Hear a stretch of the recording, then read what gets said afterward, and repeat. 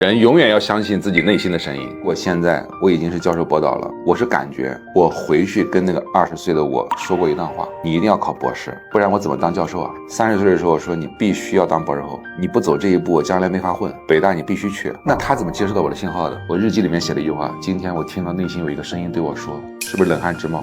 你20岁的时候听到的内心那个声音，就是20年以后的我回去跟你说的话。我就是因，因就是果。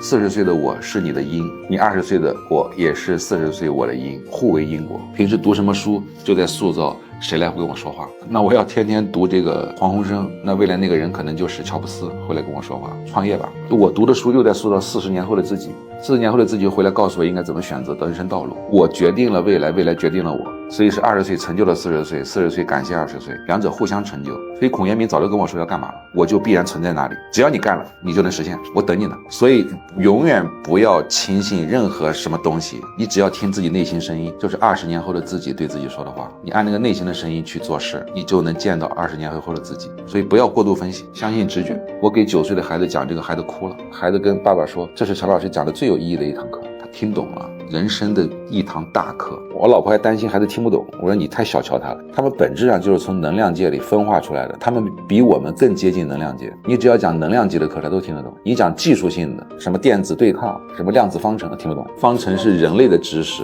但是这些东西是天体的能量，它不需要通过逻辑来理解。很神奇的，